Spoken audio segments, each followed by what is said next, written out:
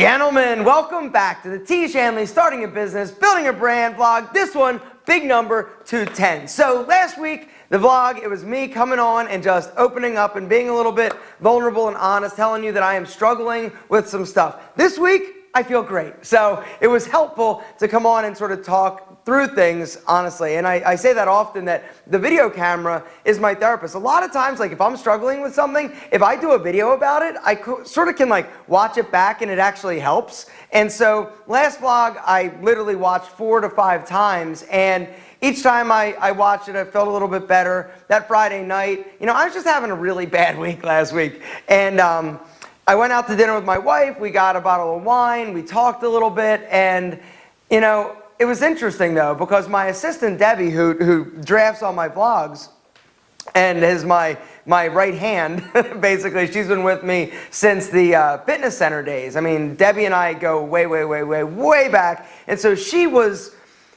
involved in the point in my life when I was like sort of like going like down, right? Like really like things were bleak.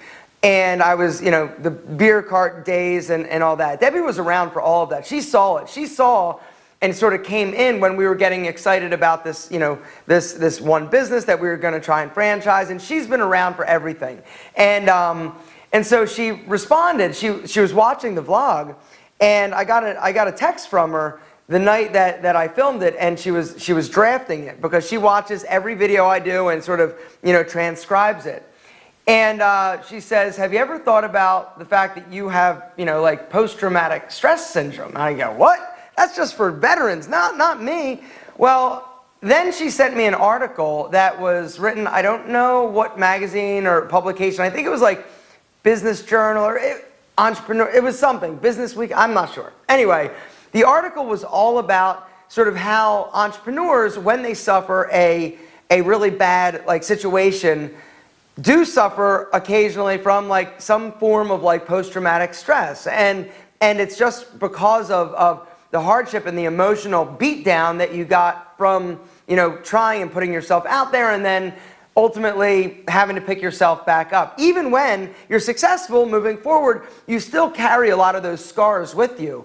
And it was very sort of eye-opening for me. And when I kind of realized, I'm like, you know what? I think one of the reasons why I am so scared of it all just vanishing tomorrow is because it has vanished, and I know what that sort of feels like and all that bad stuff. And so I truly feel like there is a degree of truth to this whole like idea of, if you are an entrepreneur and you've had a bad, hard failure, you are going to deal with some of the repercussions. Even after the failure is gone, you've picked yourself up, you move forward, you still need to deal with the emotional scars, because as an entrepreneur, you put your heart, your soul, your body, your family, your being into what you believe in. And I mean, there is nothing that I wanted more back then than to have this fitness center and this chain of fitness centers like work. And so everything I wanted from the age of like 12 years old, I knew what I wanted. I wanted to own this. And then when it collapsed, like you can imagine that emotionally, it was definitely traumatic. And not knowing like where to go next and not having a plan B. So, it's weird how our mind sort of works. And I definitely can look at this now, since it was sort of pointed out to me. I do realize that a lot of the things that I do now, some of my tendencies, some of my, preoccupations, and some of my quirks are a direct result of the business failure that I had years ago, even though it's been literally like 12 years ago, which is pretty crazy. But I thought it was very interesting and definitely perceptive of Debbie. But I think one of the reasons why she was able to sort of connect those dots for me was because she was around back then. And it never crossed my mind that I still sort of harbored these scars from that experience. And I suffer scars and emotional issues from, being raised by a few, having 2 abusive stepfathers. So of course, all right, you grow up in this crappy environment, you're going to take some of that with you. You can't help it. It's who you are. It's your scars, but it's the scars that honestly will make you stronger. But you just need to be aware that that hardships and hard times, regardless of if it's, an abusive relationship, a business failure, or a war, even though like I'm not trying to compare the two, I'm just saying, when you've got something very traumatic and emotional that happens to you, it affects you. And apparently and you know what, it kind of makes sense. When I really started to like dive in and think about it, every time I talk about sort of my past, I cry. And so there's, like, I started thinking about it. I'm like, it kind of makes sense. Like, I hold so much of it in, and it was still so painful that I get choked up and I cry every single time I talk about it. So you think that's not going to affect me moving forward? Apparently, I'm crazy if I thought so. Anyway, guys, that's enough about that. This week, I want to talk about some good stuff. One thing that I want to address is this concept of standing out in a sea of copycats. And I also want to get to two business questions that are amazing. One business question is about my partnership with Barbara from Shark Tank. And the other question is about why I don't use a video editor at this point and stage in my business. All right, gentlemen, now I want to talk a little bit about copying people, copycats, because here's the deal. Everybody is copying everybody online these days. So years ago, many moons ago, when I first started YouTube, it was 2008. At this point, I was the only person online talking about, or not online, but on YouTube talking about style. And then I'm like, ooh, let me talk about grooming. And there wasn't anybody talking about grooming and manscaping and butt cheek hair and everything. And it was amazing because anything I could think of, there wasn't a video. And so I do a video, and what happens? Of course, other people find it because they're like, yo, nobody's talking about this stuff. Fast forward 12 years, and things are very different nowadays as to back in the OG creator days. Everybody is copying from everybody. So I'm not saying that I was like 100%, or actually, when I first started, I was the original gangster. And so I was talking about things, and the reason why I started like sort of getting a little bit popular or have gained some popularity is just because I've been doing it a long time. And I was the first person talking about these hot topics that I knew other guys were interested in. And so I talk about it and people would watch, and it was an amazing thing. But if I were to start today trying to do what I do, and I look and I try to think of, and I sit down, I'm like, what am I going to talk about? Let me talk about how to match colors. Has it been done? 100 times. Hold on, what about manscaping? Hundreds of times. Gentlemen, nowadays, all these people are trying and doing the exact same thing, trying to figure out what content they can create and put out.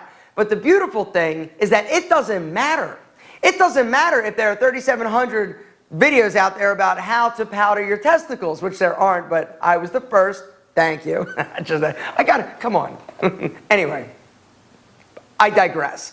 It doesn't matter. It doesn't matter that there are other people doing it. It doesn't matter that there are other people that are in your space. If you want to do it, all I can say is do it and put your spin on it. Use whatever the content is out there for your inspiration. You can watch it, you can look at it, you can get ideas for whatever, but then put your spin on it. And if you do this, and if you make it unique to you, it doesn't matter that it's been done 100,000 times before, because they are tuning in for you. Nobody can copy you and your amazingness in the way that you are going to speak, the way that you are going to present something, the way that you are going to take whatever the topic is and create that piece of content. And the reason I started thinking about this today was super, like, just random and weird. Literally, this morning, there I am searching, doing some research for a video that I'm writing, and it was like how to be cool or something like that. And so I look, I see what articles have been written, I get tips, I get inspired, and it's not to copy, but it's to just get another person's perspective, or to see what other people are saying. Like, I could right away, if you said, hey, Alpha, tell me 10 ways to look cool. I can name 100 ways. But I just wanted to see if there were other things that haven't been talked about, that I haven't thought about, that I could then, share in my video. And that's kind of how the process goes a lot of times. Well, today I say how to look cool. I go to image search, just thinking maybe I could get some cool outfit inspires or inspirational outfit ideas or whatever. And lo and behold, I scroll down and I see this picture. He looks familiar. I saw this, I'm like, WikiHow, this is amazing. I felt like I finally made it. I was so excited that somebody at Wiki was using my video for information. And I just thought this was the coolest thing. But then, the fact that they actually sketched me as the person, I thought was kind of cool. And so it got me thinking all about, oh my God, I've been to WikiHow like 1,000 times to see how to do this or how to do that or what they're saying in order to do whatever. And so I just thought it was so interesting, sort of the life cycle or the circle of life of content creation. Everybody is searching for inspiration. It's out there. Everybody is copying everybody else, right? But here's the thing. It's not necessarily about plagiarizing. It's not necessarily about exactly like scripting. Like there are people out there that I've gotten emails from people that apparently they'll take my video, they'll script it like word for word. They'll even do like the jump cuts, and then they'll basically do the video in their language. And so there are people that copy. Like that's a copy. Like come on. Like you couldn't do your own you sure? That's copying, plagiarizing, using somebody else's original work and then basically trying to claim that it's yours. That's copying. The inspiration that I'm talking about is just taking inspiration from other people's content in a similar fashion that, like artists, right? Like artists, they take inspiration from other artists. They don't copy the same painting, but they'll take inspiration and then do it in their style. Think of content creation as art. You are creating art, and there's nobody out there that can create the art that you are going to create. Your personality, you're amazing. The fact that you are going to do it in whatever fashion or format you're going to do it, gentlemen, do it. Do not let the fact that there are a lot of other people in your space that have done videos like it deter you from going after something you're interested in. This goes for business, this goes for YouTube, this goes for anything in life. Gentlemen, there's only one you, and you are amazing. That picture was pretty amazing. A few people commented, I posted it on Facebook, somebody's like, it's totally wrong. I'm like, what? It didn't have my birthmark in my eye and there are way too many buttons buttoned up. I would have a lot more man cleavage, and so I thought that was interesting and funny. Now, gentlemen, there were two business questions. Number one is from Kadara Wad. What's up, brother? Good to see you. Little Tiege Hanley knuckle bump. Says, what is Barbara from Shark Tank like as a business partner? A few years ago, she bought stake in Alpha M. How's it working out? It didn't work out. For those of you who missed the Shark Tank update video, I will link to it down below if Debbie can find it. Of course Debbie can find it. She knows my stuff better than I do. Anyway, the deal is this. I went out there. I was all hyped up. I was all excited. When I went out to Shark Tank, I wanted a deal. I needed a deal. I needed help with Pete and Pedro. At the time, I think I was doing, I think it was like $60,000 a month. I mean, it was a while ago. And I needed help. I didn't understand, I was still doing, I was shipping things out of this office. I didn't have, a business. I had, a YouTube channel, and I had an audience, and I had some really great products. And that was pretty much the extent of it. And I was fumbling through selling it. And so I really needed help. I needed guidance. I thought that if I had a shark on my team that had experience with products and distribution and international distribution, because that's back when anyway, maybe another time. Just thinking about international stuff. I digress. And so I thought that, man, this would be amazing. I could have her connection, or any of them for that matter. And so I went on Shark Tank thinking that that's what I was going to get, that they were going to hear the fact that I was doing $60,000 a month in sales. They were going to be like, man, that's amazing. How'd you do that, right? And that's kind of what happened. But when we started to unpack it on the show, and they started asking me, because that's the other thing. When you see a Shark Tank episode, and I love Shark Tank, this new season's pretty solid. Not amazing, but pretty solid. I'm a connoisseur. What you see is an edited down version. I was out there pitching for Pete and Pedro for an hour and 20 minutes, hour and 30 minutes, something of that nature. And so you're getting grilled, you're getting hammered. So they were all, impressed that I had this business that was doing well. But when it really boiled down to it, they wanted the fact that I was able to do that. They're so smart. They're like, hey, Beaten Bejo, hair products, whatever, like get out of here, that's cool. We want what your potential is. We want the mechanism. We want to be partners with the mechanism that was able to generate $60,000 a month in sales from nothing, basically. And so that's when it sort of all kind of went weird and started talking about, instead of investing in my product or my business, which, here's the thing, and this is the thing that kills me.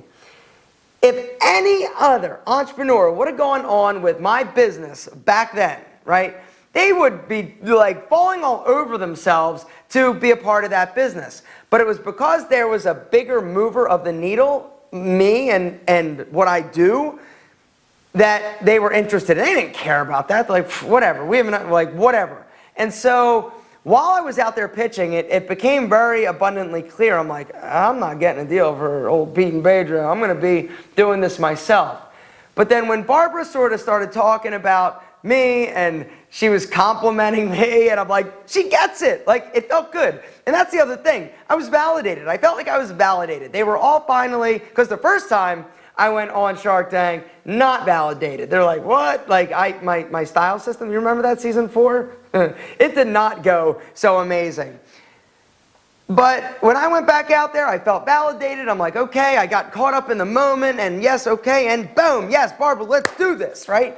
And as soon as you get done on Shark Tank, you go back to sort of the waiting area or the trailer area, and one of her people, she wasn't there, one of her people comes out with a big form. Actually, you want to see it? Because that's the one thing. I haven't saved many things, but I did save this because I thought it was really cool, and I have it on my shelf of memorabilia and awesomeness. I've got you can't even really see it, it's faded from the sun, but it says Barbara Corcoran. Inside, I actually have her business card with numbers. I've got like all sorts of like information in the packet. So I got it, and I was still at this point, I'm like, yes, all right, cool. And so then I get home, and it didn't take very long. Like, it was on the plane ride home. I started really thinking what it meant.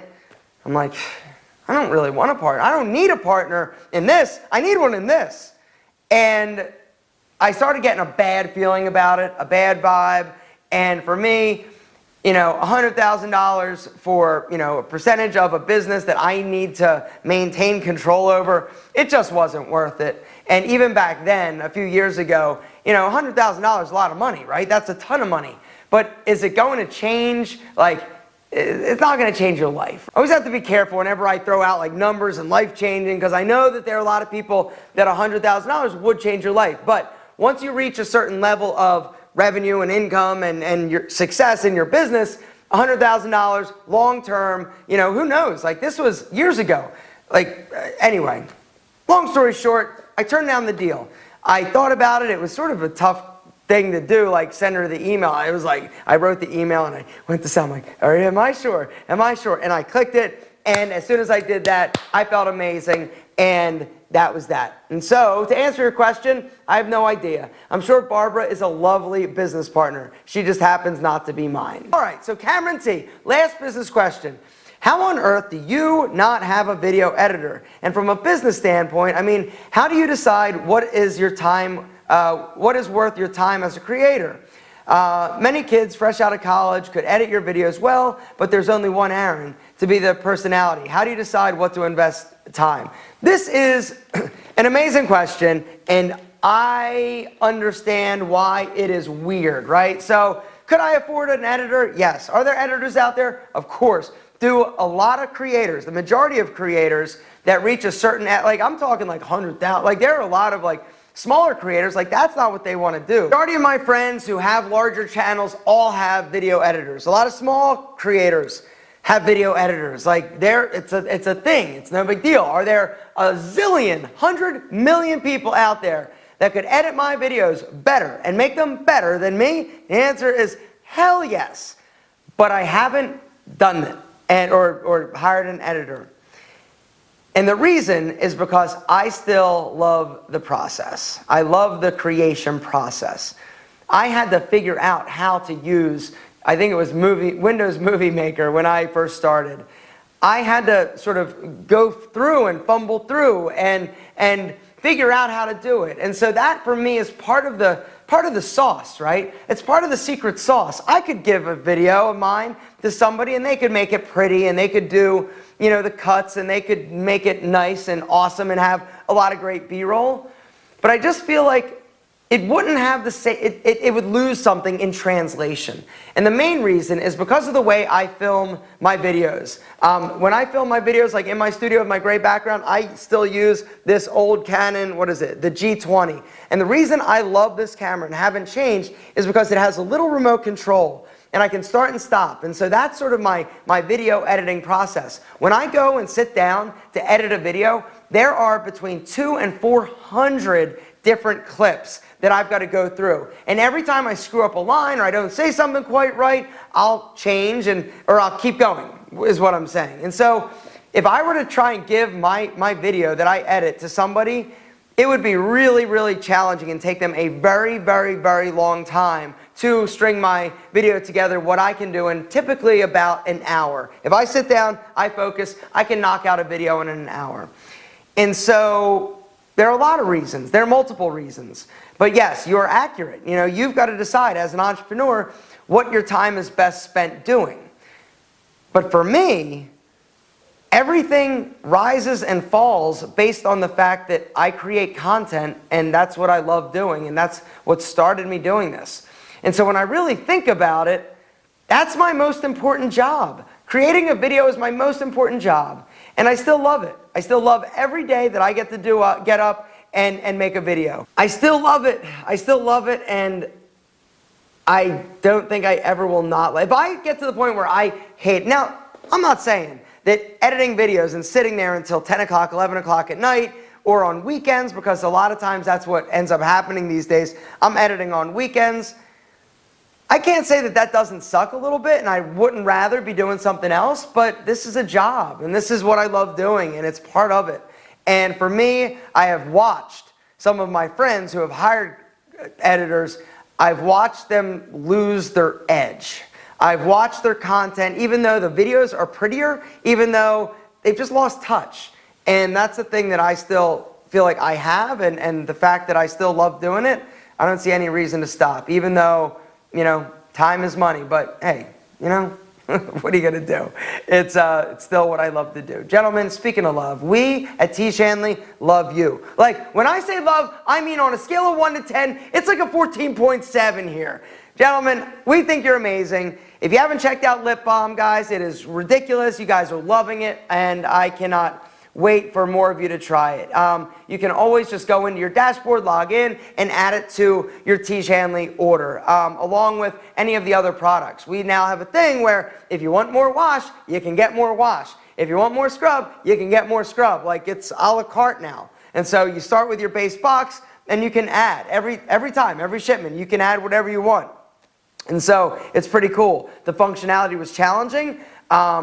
But we figured it out, and it's going to allow us to really, I think, move the needle in terms of profitability and scalability in terms of our product development and how we are going to sort of get more products in your hands, on your face, because it's handsome. Gentlemen, that's where I'm going to wrap it up. We love you more than our double monk strap shoes. We think you're incredible, and thank you so much for hanging in there, paying attention. And there was only like 1 or 2 of you last week that told me to shut up and stop crying, and so I was counting on you. Thank you for keeping me honest.